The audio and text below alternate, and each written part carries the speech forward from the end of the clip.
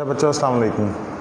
बच्चों अभी हमने पिछली वीडियो के अंदर जो चीज़ डिस्कस की थी वो बेसिकली हमारे पास यूँ समझ लीजिए जो चीज़ आई हुई थी उसको हम इस तरह से कहते हैं कि बायोजेटिक्स का स्टार्टिंग टॉपिक था और स्टार्ट हमने जस्ट सिंपली किया था। जो बात समझाने वाली है बच्चों वो क्या है उसको एक दफ़ा समझिएगा। वो है ये कि जब भी कभी हम बात कर रहे हैं किसकी बच्चों, हम बात कर रहे थे ओवरऑल बायोजेटिक्स के कंपोनेंट्स की कि बायोजेटिक्स क्या होता है, क्या क्या सीक्वेंसेस उसके अंदर मौजूद होते हैं।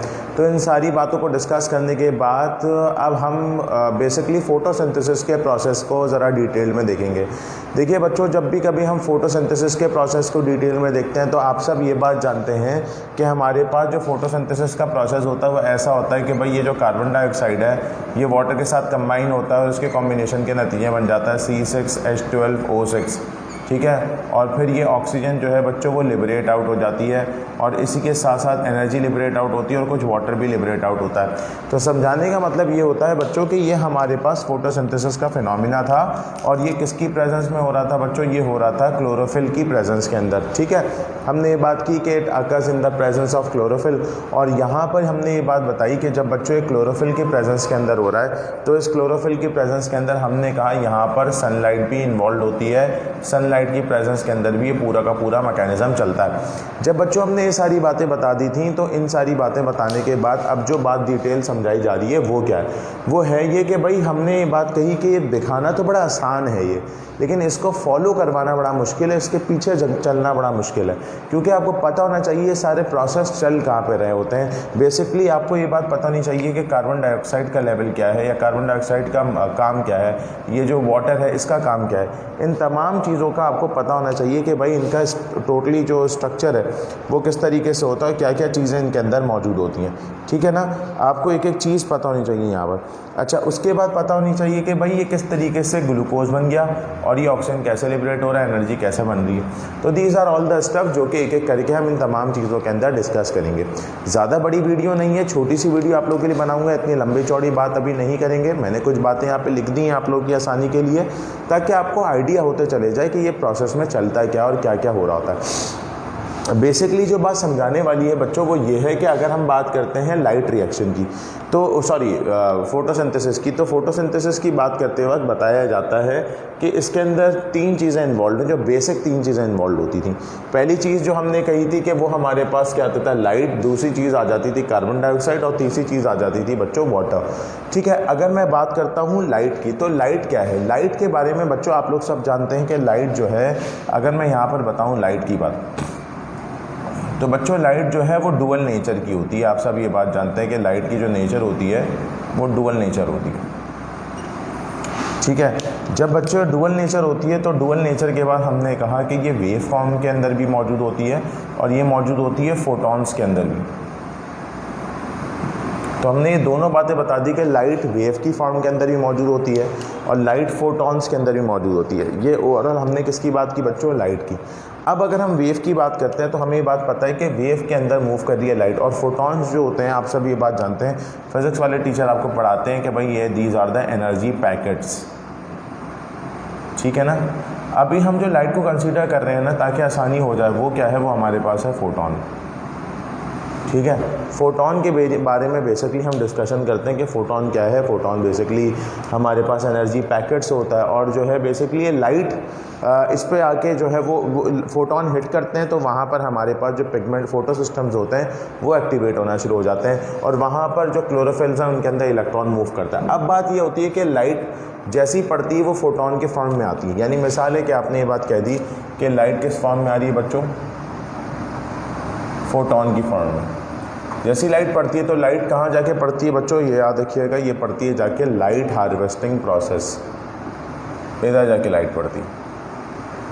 जैसी लाइट इधर पड़ती है लाइट फ़ौरन से ट्रांसफ़र हो जाती है कहाँ पर, क्लोरोफिल मॉलिक्यूल की तरफ, और वहाँ पर क्या होता है, वहाँ के इलेक्ट्रॉन एक्साइट होना शुरू हो जाते हैं। जैसे ही फोटॉन जाके पढ़ते हैं तो फोटॉन के पढ़ने के नतीजे में वहाँ पर एक्टिवेशन स्टार्ट हो जाती है, इलेक्ट्रॉन एक्साइटेड स्टेट की तरफ रन करना शुरू कर देते हैं। अब बात यह है कि डिपेंड करता है लाइट की वेवलेंथ के ऊपर भी कि जितनी लो वेवलेंथ होगी उतनी हाई फ्रीक्वेंसी होती है। आप सब ये बात जानते हैं ठीक है ना।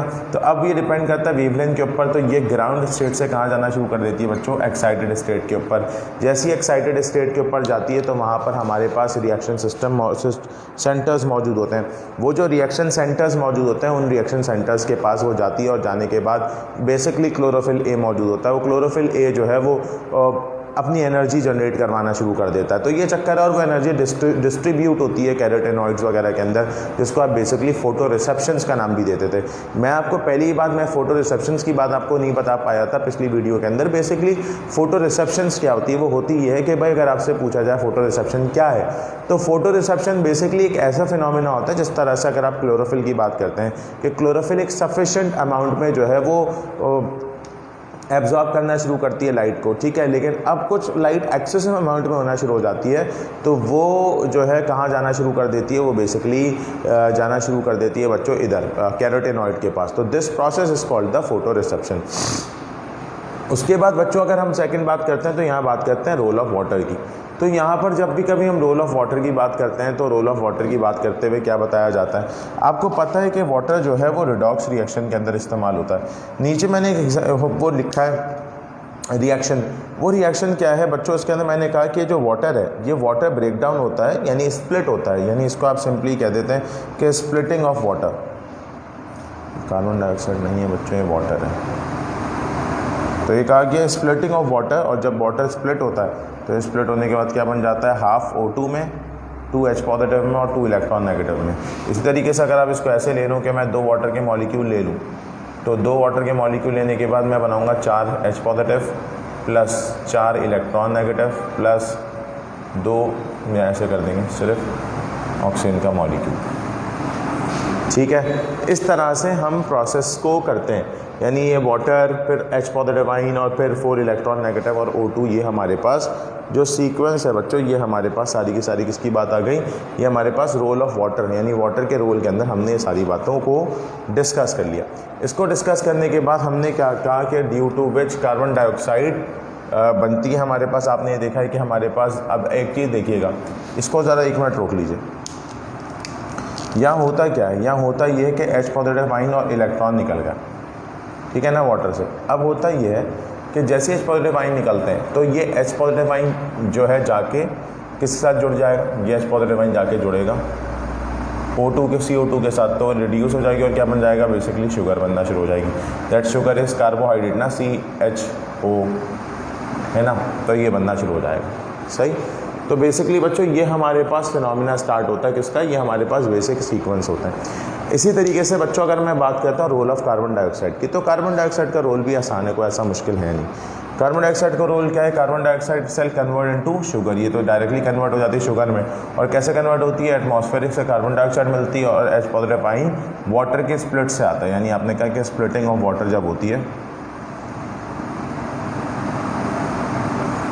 वाटर स्प्लिट होता है, तो ये हमारे पास H पॉजिटिव आइन बनता है। तो ये हमने क्या बना दिया, बेसिकली इस फॉर्म में ग्लूकोज। यहाँ तक क्लियर है बात। तो बच्चों ये हमने ओवरऑल बात बता दी, role of light, role of water, role of carbon dioxide हमने डिस्कस कर लिया। अच्छा, अब जो बात समझाने वाली है ना बच्चों, वो दरअसल क्या है, इसको मैं ज़रा डिटेल में नहीं समझाऊंगा, वो नेक्स्ट वीडियो इंशाल्लाह ताला कोशिश मेरी होगी वो मैं आपको एनिमेटेड वीडियोस दिखा दूँ। मेरे आज पूरा मूड था कि मैं आपको ये पूरा ऐसे ही पढ़ा देता, लेकिन मुझे फ़ौरन याद आया कि मेरे पास एक एनिमेटेड वीडियोज़ रखी हैं, तो मैं उस वीडियो के ऊपर वॉइस ओवर करके आप लोगों को समझा दूँगा, ताकि आपका वो भी अच्छे से समझ में आ जाएगा। क्योंकि एनिमेशन होंगी तो आपके लिए अच्छे से आसानी से समझ में आ जाएगी। चाहूँ तो मैं अभी भी करवा ही दूँ, लेकिन इतना वो मज़ा नहीं आ सकेगा, थोड़ा सा बेसिकली आपने समझना है। देखें बच्चों, मैंने आपको ना अभी क्लोरोप्लास्ट समझाया था, तो क्लोरोप्लास्ट के अंदर मैंने आपको ये बात बताई थी कि 2 जगह बड़ी इंपॉर्टेंट है आपके लिए। अगर मैं यहाँ पर क्लोरोप्लास्ट बनाऊँ,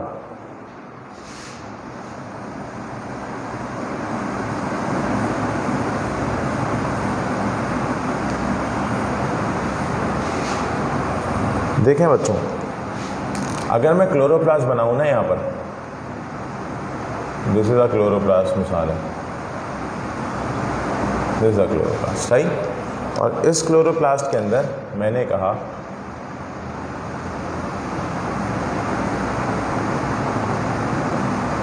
दिस इज अ क्लोरोप्लास्ट। इस क्लोरोप्लास्ट के अंदर ये हिस्सा कहलाता था थाइलाकॉइड,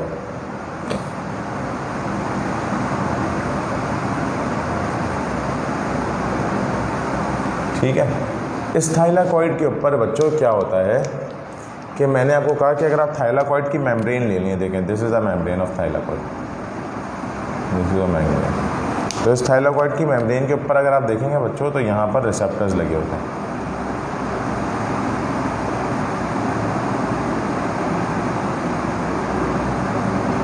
ठीक है, ये रिसेप्टर्स मौजूद हैं और यहीं पर बेसिकली मेम्ब्रेन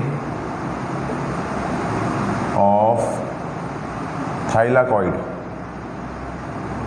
इसी के ऊपर बच्चों हमारे पास जो रिएक्शन होता है that is called light reaction. वो जो होता है बच्चों उसको हम नाम देते हैं लाइट रिएक्शन।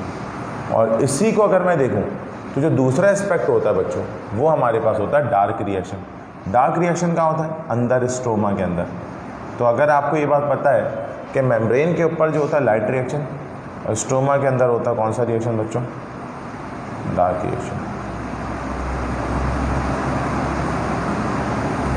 यहाँ तक क्लियर है? इसी तरीके से मैं कुछ एनिमेटेड वीडियो के अंदर आपको बता दूँगा। यहाँ पर ये बताया गया कि light is absorb by chlorophyll and other photosynthetic pigments molecule, और ये कन्वर्ट किस में हो जाती है बच्चों? केमिकल एनर्जी में। तो लाइट किस में कन्वर्ट हो रही है? केमिकल एनर्जी में। और इस कन्वर्जन के नतीजे में हमारे पास क्या बनता है बच्चों? NADPH पॉजिटिव NATP, ये हमारे पास बनना शुरू हो जाता है। और वही बात आ गई कि ये सब प्रोसेस कहाँ चल रहा होता है बच्चों? ये तमाम प्रोसेस चल रहा होता है थाइलाकॉइड मेम्ब्रेन के अंदर। ठीक, इसके अंदर कुछ कॉम्प्लेक्सेस होते हैं जो यहाँ पे लगे हुए होते हैं, that is photosystem 1, photosystem 2, cytochrome BF complex, ATP synthetase, ये बेसिकली कॉम्प्लेक्सेस होते हैं। और जो स्टेप्स इवेंट्स होते हैं इसमें होते हैं photolysis of water, electron transport chain, reduction of NADP to NADPH और सिंथेसिस ऑफ ATP। बच्चों ये जो जितनी प्रोसेस हैं सारे के सारे लाइट रिएक्शन को डिटेल में हम नेक्स्ट क्लास में डिस्कस करेंगे। देखिए NTS के हिसाब से अगर आप देखें तो NTS के हिसाब से मैं एक बात आपको बताता चलूँगा, वो ये है कि बच्चों आप लोगों को यहाँ पर लाइट रिएक्शन, आप लोगों को डार्क रिएक्शन, आप लोगों को ग्लाइकोलाइसिस और क्लैप्स साइकिल, ये चार इंतहा से ज़्यादा इंपॉर्टेंट हैं। आप किसी तरीके से भी इसको मेमोराइज़ करें, याद करें, कुछ भी करें, कोशिश मैं ये करूँगा कि आपके समझ में आ जाए।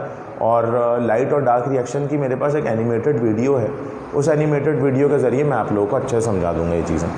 लेकिन वही बात है कि अगर आपके समझ में आएंगी चीज़ें तो और आसानी हो जाएगी, कि अगर समझ नहीं आएंगी तो फिर मुश्किल होगी। ठीक है, आज की भी इस वीडियो के अंदर बच्चों इतना ही रखते हैं।